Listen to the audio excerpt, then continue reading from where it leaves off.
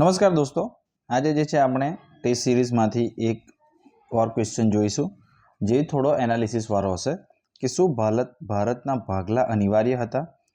Was the partition of India is inevitable? Discuss analytically, બરાબર, વિશ્લેષણ આપણે ચર્ચા કરો. તો એનો એક આપણે આન્સર જોઈશું. બીજો આપણે આન્સર જોઈશું એક સ્ટેટિક ક્વેશ્ચનનો કે ભારતની મંદિર વાસ્તુકલા વિશે તમે જણાવો. તો એ પહેલાં મારી અને મારા ટીમ વિશેની જાણકારી છે. આપણો એક ટેલિગ્રામ ગ્રુપ પણ છે, GPSC is the future.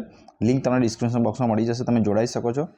Personal મેન્ટરશીપનો programme ચાલે છે જેમાં ડેલી પ્રેક્ટિસ ક્વેશ્ચન બધા સબ્જેક્ટ એમાં કવર કરવામાં આવે છે.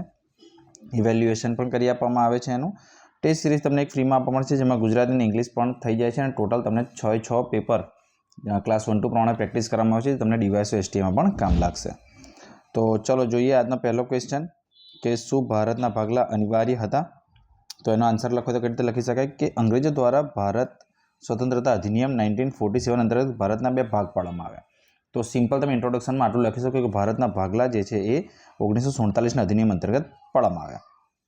ત્યારબાદ તમારે લખવાનું છે કે શું ભારતનું વિભાજન અનિવાર્ય હતું? તો લખવાનું છે ના.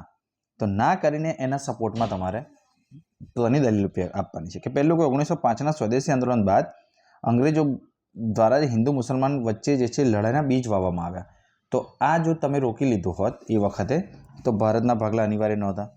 બીજું 1909માં મોર્લે મિન્ટો સુધારની અંદર જ્યારે મુસ્લિમોને અલગ આરક્ષણ આપવામાં આવ્યું એ જો ના સ્વીકાર્યું હોત તો પણ ભારતના ભાગલા રોકી શકાત.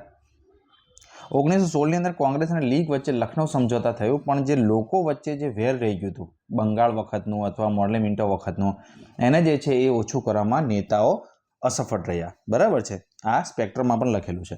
તો આ એક કારણ છે.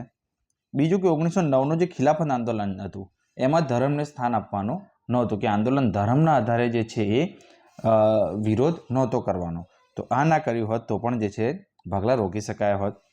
ત્યારબાદ 1937ની અંદર જે ઇલેક્શનના રિઝલ્ટ્સ આવ્યા તો એમાં જે છે એ કોંગ્રેસે મુસ્લિમ લીગને જોડે રાખીને સરકાર બનાવવાની જરૂર હતી, તો પણ જે છે મુસ્લિમ લીગને અલગ દેશ માંગવાની જે છે એ ઈચ્છા કદાચ ના થાત, કદાચ.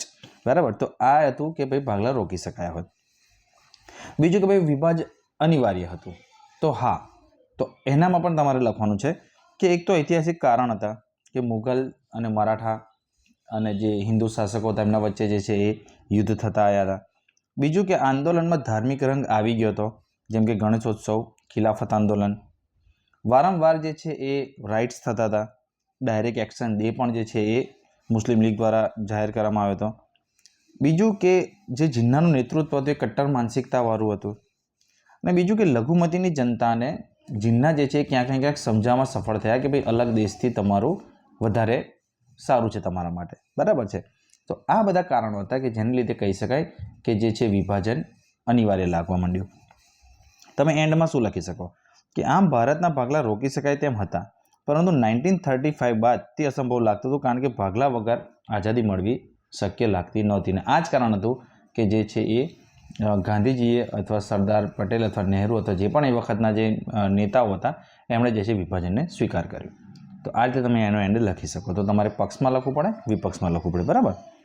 ચલો નેક્સ્ટ ક્વેશ્ચન જોઈએ કે ભારતની વિવિધ મંદિર વાસ્તુકલા વિશે લખો. Write the notes about the various temple architectures of India. તો આનો આન્સર તમારે કેવી રીતે લખવાનો હોય? તો ઇન્ટ્રોડક્શનમાં તમે સિમ્પલ લખી શકો કે ભારતની વાસ્તુકલા જે છે 300 BC થી 300 AD ની વચ્ચે ડેવલપ થઈ. બરાબર છે. કહી શકાય કે મૌર્ય વંશથી લઈને ગુપ્ત વંશ સુધીમાં ભારતમાં વાસ્તુકલા તમે આ રીતે એક જે છે એ આપણે જે રીતે તમે બનાવતા હોય એ તમે 1 by 1 આ રીતે એરો મારીને લખી શકો છો. તો પહેલું નાગર શૈલી, ત્યારબાદ દ્રવિડિયન શૈલી, ત્યારબાદ વેસર શૈલી અને તમે વિજયનગર શૈલી લખી શકો. બરાબર છે.